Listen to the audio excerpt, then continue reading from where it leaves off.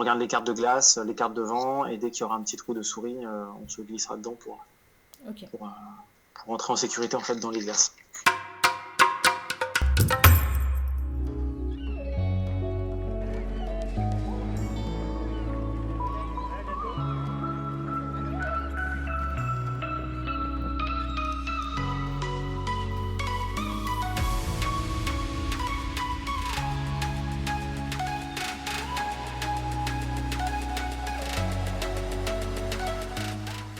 Le bilan est positif, vraiment positif.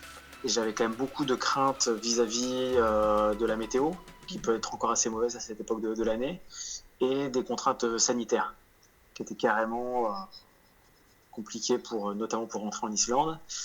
Et l'un comme l'autre se sont révélés moins compliqués que prévu, donc on a réussi à garder le planning comme il fallait, et à se faire plaisir aussi, à visiter des endroits chouettes.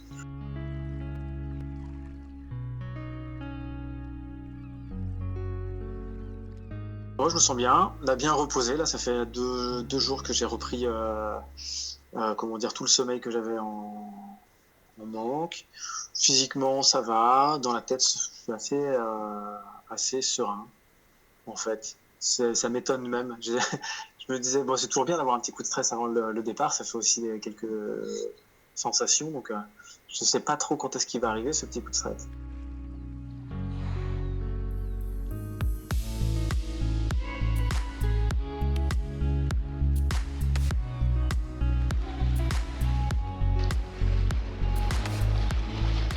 Quelque chose qui est assez incroyable quand on s'écarte du centre de l'Europe, c'est qu'on voit l'activité humaine, la présence humaine diminuer, et du coup, celle des animaux augmenter. Plus on monte vers le nord et plus on se dirige vers l'ouest, plus il y a d'animaux. Donc on a vu beaucoup de dauphins au début, et depuis l'arrivée en Islande, là, on voit beaucoup de baleines. Donc, plutôt des baleines à bosse.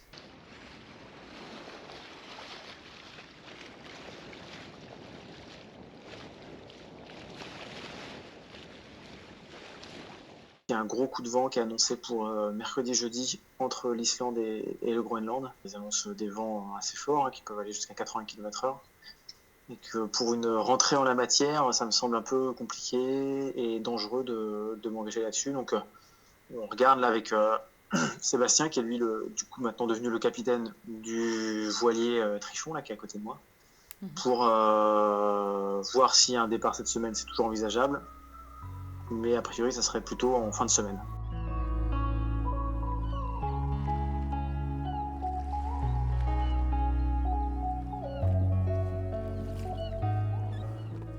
Le brise-glace et son équipement ont été testés en France. Ensuite, j'ai tout mis en sac, chargé à l'intérieur du voilier, et là, il s'agissait de remonter les dernières petites pièces du brise-glace qu'on avait démonté pour le voyage, charger les sacs, vérifier le contenu de chacun des sacs une dernière fois. Je vais transporter à peu près 180 kg de matériel, bateau compris, donc ce qui est un peu au-dessus de ce qui était prévu. Je vais voir un petit peu comment ça se passe.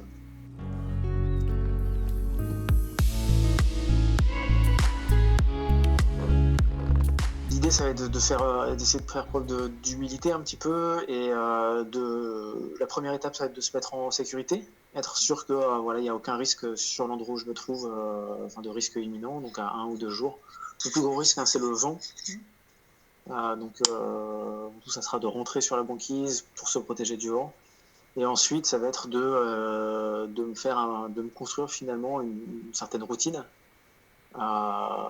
de vie sur la banquise, et d'apprendre. Ça sera vraiment dédié à l'apprentissage, quoi. Et après, au bout d'une semaine, se fixer des objectifs de progression pour pas tout faire d'un coup.